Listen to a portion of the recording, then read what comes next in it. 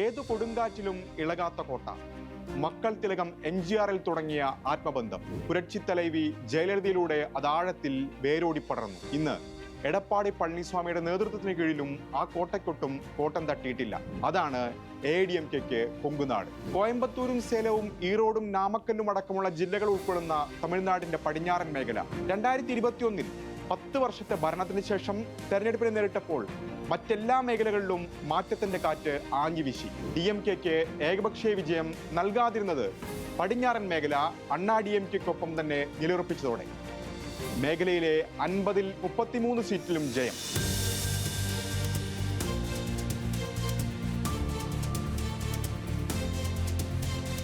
ഇന്ന് ആ കോട്ട പിടിക്കാൻ ഒരാളെ DMK കളത്തിലിറക്കിയിരിക്കുന്നു.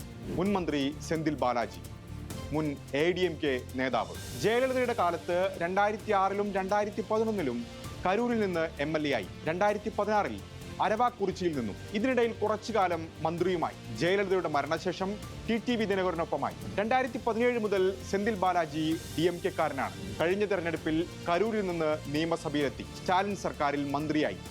അഴിമതി കേസിൽ ED അറസ്റ്റ് ചെയ്ത് 1 വർഷത്തിലേറെ ജയിലില്ല എങ്കിലും സ്റ്റാലിൻ സെന്തിലിനെ ചേർത്ത് നിർത്തി. എതിരാളികൾക്ക് സെന്തിൽ ബാലാജി പാർട്ടി മാറിയ, അഴിമതി കേസിൽ ജയിലിലടക്കപ്പെട്ട ഒരു മന്ത്രി മാത്രമാണെങ്കിൽ സ്റ്റാലിന് പടിഞ്ഞാറൻ തമിഴ്നാട് പിടിക്കാനുള്ള തുറുപ്പുചീട്ടും തന്ത്രജ്ഞനുമൊക്കെയാണ് സെന്തിൽ.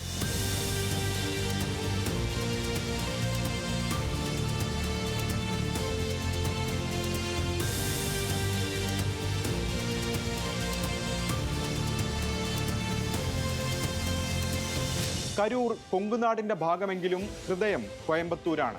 കഴിഞ്ഞ തെരഞ്ഞെടുപ്പിൽ ADMK ഏറ്റവും മികച്ച പ്രകടനം നടത്തിയത് കോയമ്പത്തൂരും സമീപ ജില്ലകളായ സേലത്തും ഈറോഡും. കോയമ്പത്തൂരിലെ 10-ൽ 10 സീറ്റും NDA സഖ്യം നേടി. 2-ല വേരുറച്ച മണ്ണിൽ DMKയുടെ സ്വാധീനം ഉറപ്പിക്കാനുള്ള ദൗത്യമാണ് ഇത്തവണ സെന്തിൽ ബാലാജിക്ക്. ഇതുവരെ ജനവിധി തേടിയത് തട്ടകമായ കരൂരിലും അതിനോട് ചേർന്ന് കിടക്കുന്ന അരവാക്കുറിച്ചിയിലുമാണെങ്കിൽ അവിടെ നിന്ന് മാറി ഇത്തവണ പോരിനിറങ്ങുന്നത് കോയമ്പത്തൂർ സൗത്തിൽ.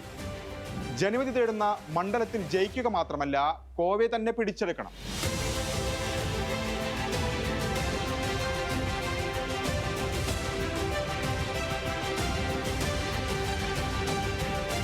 DMKയിൽ എത്തിയ ശേഷമുള്ള ആദ്യ നിയമസഭാ തെരഞ്ഞെടുപ്പിൽ തന്നെ തന്റെ സംഘാടക ശേഷി പ്രകടിപ്പിച്ചിട്ടുണ്ട് സെന്തിൽ ബാലാജി. 2016-ലെ തെരഞ്ഞെടുപ്പിൽ DMK കരൂരിൽ ജയിച്ചത് 4-ൽ 1 സീറ്റിൽ മാത്രമെങ്കിൽ 2021-ൽ 4-ൽ 4-ലും ജയിച്ചു. പിന്നാലെ സ്റ്റാലിൻ കോയമ്പത്തൂർ ജില്ലയുടെ ചുമതല നൽകി. ആദ്യം ചെയ്തത് മേഖലയിലെ സംഘടനാ സംവിധാനത്തിലെ പൊടിച്ചെഴുത്ത്. പിന്നാലെ നടന്ന തദ്ദേശ തെരഞ്ഞെടുപ്പിൽ അതിന്റെ ഫലം കണ്ടു. ചരിത്രത്തിൽ ആദ്യമായി DMK പ്രതിനിധി കോയമ്പത്തൂർ കോർപ്പറേഷൻ മേയറായി. കഴിഞ്ഞ ലോക്സഭാ തെരഞ്ഞെടുപ്പിൽ DMK CPIM-ൽ നിന്ന് സീറ്റ് ഏറ്റെടുത്തതും പടിഞ്ഞാറൻ തമിഴ്നാട് ലക്ഷ്യം വെച്ചു.